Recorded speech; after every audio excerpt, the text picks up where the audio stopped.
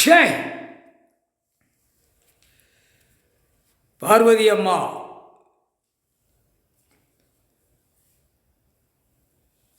வா.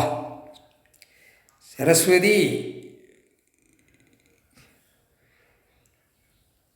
கண்ணு கலங்கக்கூடாது, கைலாசத்தில் கண்ணீர் விடக்கூடாது. செம்மத்தில் இந்த செம்மத்தில் கைலாசத்தில் கைலங்கிரியில் உட்கார வச்சுட்டார். உட்காந்து கணக்கு எடுக்கார். இதே மானிட பிறவி எவ்வளோ சேட்டை பண்ணதான் பார்த்தியா?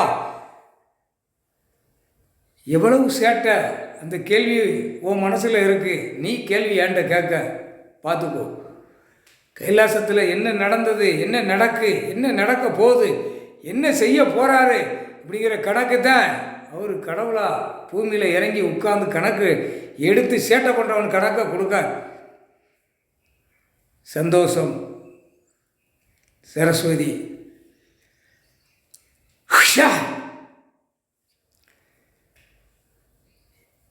கல்வி சரஸ்வதி கணக்கு கொடுக்க. பார்வதி கல்வியை கையில் ஒப்படைச்சிடணும். கடவுளுடைய கையில் 7 செம்மத்துக்கு அப்புறம் ஒப்படைச்சிடணும். இனிமேல் எனக்கு கல்வி வேண்டாம், கல்வி அவர் தான் பார்க்கணும். கல்வியில் இவ்வளோ பெரிய தப்பு செஞ்சு வச்சு நாசம் பண்ணி வச்சுருக்கான். என்ன வச்சு வச்சு வச்சு வச்சு அசிங்கம் பண்ணிட்டான். கல்வி கல்வி கல்வி கல்வி இவர் கையில் ஒப்படைச்சிருந்தேன். பார்வதி என் அத்தான் மூத்தவர், 2வது அத்தான் விஷ்ணு, 3வது என் அத்தான் பிரம்மா. கைலாசத்துக்கு கொண்டு வந்து சேர்த்ததுக்கு, கைலாசத்தில் உள்ள அடைக்கலமாக கொடுத்ததுக்கு, தக்க பாதுகாப்போட கொடுத்ததுக்கு, கடவுளுக்கு, கடவுளுடைய குடும்பத்துக்கு, கடவுளுடைய குடும்பத்தாருக்கு, ஈஸ்வரன் ஈஸ்வரி பரமசிவன் பார்வதி குடும்பத்துக்கு சந்தோஷம். கொடுத்ததுக்கு சந்தோஷம். நீங்கள் கொடுத்தது கைலாசத்தில்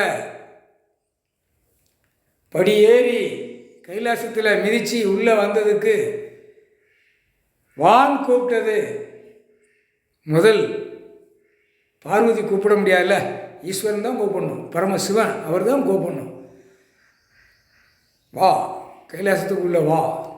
கூப்பிட்டதுக்கு என் அத்தான் பெரியவர், உலகத்தை ஆளத கடவுள் கூப்பிட்டதுக்கு ரொம்ப நன்றி. சந்தோஷம் சந்தோஷம் சந்தோஷம்.